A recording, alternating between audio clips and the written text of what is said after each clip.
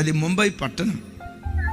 ఆ స్కూల్ ప్రిన్సిపల్కి యేసు ప్రభు అంటే ఇష్టం లేదు. ఈ కాంపస్లో బైబిల్ను పంచిపెట్టిన, కరపత్రాలు పంచిపెట్టిన నిర్దాక్షిణంగా కొడతాం, పోలీస్ స్టేషన్లో పెడతాం, అంత కఠినంగా ఉండేవాడు. ఓ రోజు శాలరీ డ్రా చేసుకురమ్మని స్కూల్లో 2 టీచర్స్ని బ్యాంకుకు పంపించాడు. రమారమి 20 లక్షలు డ్రా చేశారు. ఆటోలో కూర్చున్నారు. ఈ టీచర్ గారు ఇద్దరు ఆటోలో కూర్చోవటంతో ముచ్చట్లో పడిపోయారు. ఈలోపు స్కూల్ స్టాప్ రానే వచ్చింది. ఈ డబ్బులు బ్యాగ్ మర్చిపోయి దిగిపోయారు.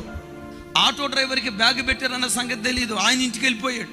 వీళ్ళు గేట్ లోపలికి వెళ్ళి ప్రిన్సిపాల్ వచ్చి, అమ్మా శాలరీ తీసుకొచ్చారా అనే లోపు వెంటనే వాళ్ళు తెల్లమొక్క వేసి, సార్ ఆటోలో మర్చిపోయాం సార్ అని అన్నారు. ప్రిన్సిపల్ అన్నాడు, నాటకాలు ఆడకండి.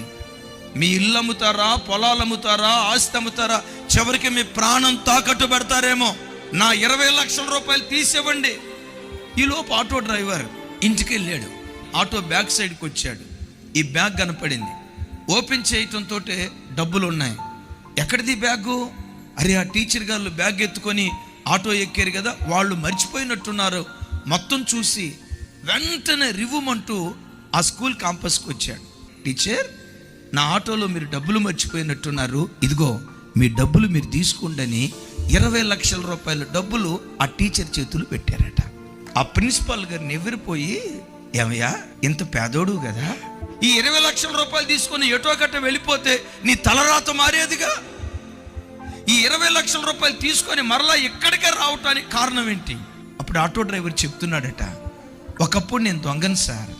ఈ ప్రాంతానికి వచ్చినప్పుడు ఎవరో క్రిస్టియన్ కరపత్రం ఒకటి ఇచ్చారు.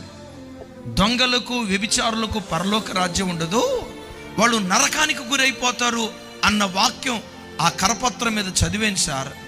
ఆ రోజు నుండి దొంగతనం మానేసి నీతిగా బ్రతకటం ప్రారంభించాను సార్. ఆ యేసు ప్రభు నన్ను మార్చాడు, నేను నీతిగా బ్రతుకుతున్నాను అని చెప్తే ప్రిన్సిపల్ అన్నాడట, యేసుక్రీస్తుని ఆరాధించే నీవే ఇంత నీతిగా బ్రతికితే నీవు ఆరాధించే యేసుక్రీస్తు ఇంకెంత నీతి కలిగిన వాడై ఉంటాడో కదా.